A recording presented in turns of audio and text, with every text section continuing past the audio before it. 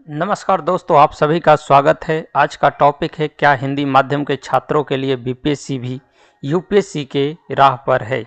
तो दोस्तों, ये बहुत ही महत्वपूर्ण ट्रेंड एनालिसिस है। यहाँ पर हम लोग 56वीं से लेकर 59वीं से लेकर 65वीं के जो रिजल्ट हाल ही में देखने को मिले हैं उनकी फुल एनालिसिस करने का प्रयास करेंगे। क्यों हिंदी माध्यम के छात्रों को सावधान होने की आवश्यकता है। तो दोस्तों, ये बहुत ही महत्वपूर्ण है और अगर अभी आप नहीं संभले तो आगे आने वाला समय आपके लिए बहुत ही बुरा वक्त होगा। तो दोस्तों, चलिए इसको शुरू करते हैं और देखने का प्रयास करते हैं कि क्या ट्रेंड एनालिसिस बता रहा है। तो दोस्तों, सर्वप्रथम बात करते हैं यूपीएससी और अदर एग्ज़ाम्स की।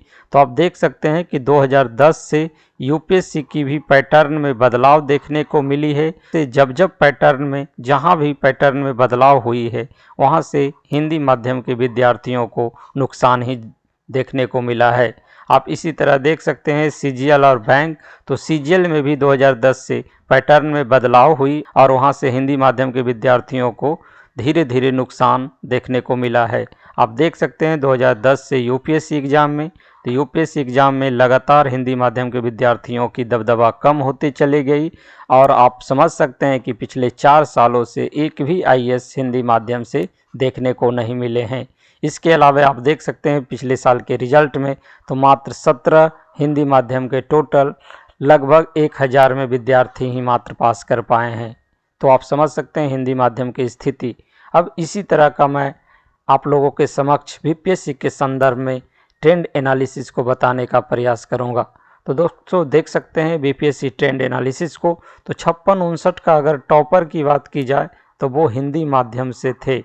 इसके अलावा अगर आप 60-62 से लेकर 65वीं तक के टॉपर पे ध्यान देंगे तो सभी आपको टॉपर इंग्लिश माध्यम के देखने को मिले हैं।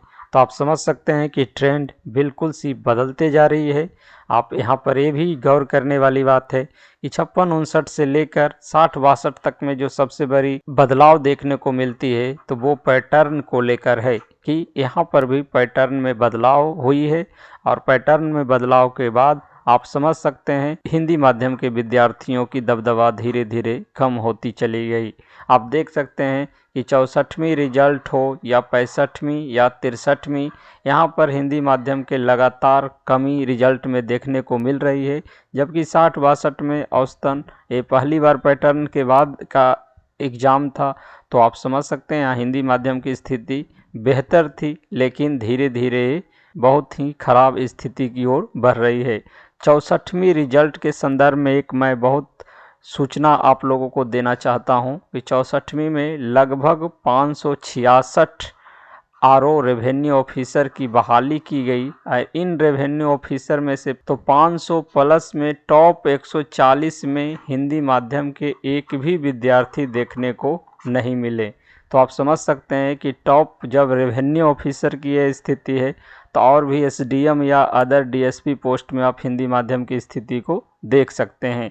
इसके अलावा मैं ये भी बताना चाहता हूँ कि 500 में लगभग जो है यानी 70% लोग जो थे वो इंजीनियरिंग बैकग्राउंड के थे। इन 70% में भी 30 से 35% विद्यार्थी आईआईटीएन देखने को मिले हैं। तो आप समझ सकते हैं कि पैटर्न बिल्कुल सी बदल सी गई है।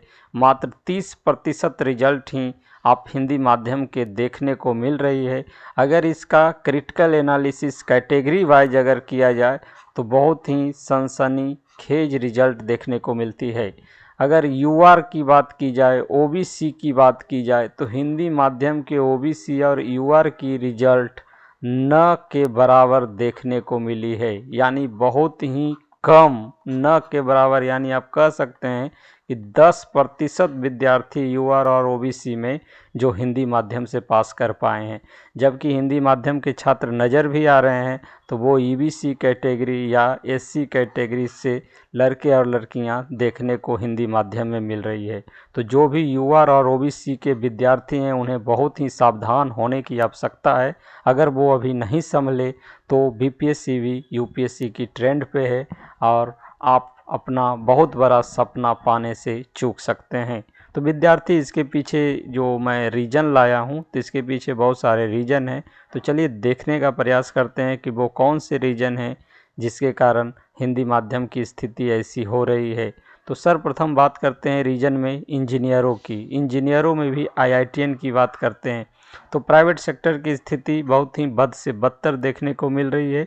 यहाँ आप समझ सकते हैं कि टॉप प्रीमियम मल्टीनेशनल कंपनी के जो इंडियन मूल के CEO हैं, उनको आधार मानकर प्राइवेट सेक्टर की अगर एनालिसिस की जाए तो ये बहुत बेईमानी और नाइंसाफ़ी है। आप समझ सकते हैं प्राइवेट सेक्टर में 10,000 की जॉब के लिए भी बहुत ही संघर्ष और बहुत ज़्यादा काम करने की आवश्यकता होती है, ऊपर से जॉब सिक्योरिटी न के बराबर है। तो प्राइवेट सेक्टर की स्थिति बहुत ही दयनीय है। दूसरी पहलू है सामाजिक पहलू। तो आज भी समाज में सरकारी सेवकों को ज़्यादा प्राथमिकता दी जा रही है।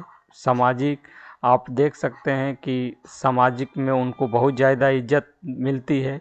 अगर इस संदर्भ में विवाह को एक पैमाना बनाया जाए तो सरकारी सेवक में अगर ग्रुप D भी कोई लड़का है तो उनकी शादी जो है प्राइवेट सेक्टर के एक अच्छे जो प्रोफेशनल्स हैं उनकी अपेक्षा इनकी वरीयता दी जा रही है। इसके पीछे रीजन सामाजिक प्रतिष्ठा और दूसरा रीजन जॉब स्थायित्व को माना जा सकता है। तो ये बहुत बड़ा सामाजिक पहलू है। दूसरा केस स्टडी ये भी आप देख सकते हैं यहाँ पर कि बहुत सारे लोग को सामाजिक प्रतिष्ठा नहीं मिल पा रही है, सामाजिक काम नहीं कर पा रहे हैं। वो पैसे तो हैं लेकिन वो समाज से कट गए हैं, जिनके कारण उनको समाज में कोई वैल्यू न के बराबर रह गई है। तीसरा, अगर आर्थिक कारण को आधार देखा जाए तो पैसे ही मोटिवेशन का सबसे बड़ा स्रोत नहीं होता है। पैसे के अलावे भी बहुत सारे पहलुओं में काम करती है, जहाँ पे कम पैसे में भी वो शांति से अपने परिवार, अपने घर और अपने समाज में रहना चाह रहे हैं। तो यहाँ आर्थिक पहलू भी जो है मतलब बहुत बड़ा फैक्टर है। बाकी बहुत सारे लोग जो हैं लगभग यानी 90% लोग जो हैं कम वेतन पर काम करने को मजबूर हैं। अगर ग्लैमर की बात की जाए तो यहाँ ग्लैमर देख सकते हैं कि कुछ ही लोगों को, मुश्किल से 10% लोग प्राइवेट सेक्टर में जो हैं ग्लैमर अच्छी हैं उनकी, जबकि सरकारी सेक्टर में ग्लैमर बहुत ज़्यादा है। IAS और IPS को बहुत सारी मूवी बनी है जो मोटिवेशन की काम कर रही है आजकल के विद्यार्थियों के लिए। हाल ही में अगर आप शादी में ज़रूर आना मूवी देखे होंगे तो बहुत सारे विद्यार्थी के मोटिवेशन का काम करता है, जबकि बहुत सारे फिल्में जो पुलिस पे आधारित है जैसे सिंघम, इसके अलावे सलमान खान की जो मूवी वांटेड है, सब विद्यार्थियों को IPS के प्रति झुकाव को बढ़ावा दे रहा है। तो ये भी एक बहुत बड़ा कारण है IITian को UPSC और BPSC के प्रति झुकाव का। इसके अलावा ये भी एक बहुत बड़ा पहलू है हिंदी माध्यम के प्रति भेदभाव। तो आए दिन आप लोगों को पता होगा कि हिंदी माध्यम के विद्यार्थियों के प्रति बोर्ड की जो रवैया है वो बहुत ही नकारात्मक देखने को मिली है। ये मेंस एग्ज़ाम हो या इंटरव्यू हो, हिंदी माध्यम के विद्यार्थियों के साथ लगातार भेदभाव की शिकायत देखने को मिल रही है। तो ये बहुत बड़ा रीज़न ये भी है हिंदी माध्यम के विद्यार्थियों के कम रिजल्ट होने के।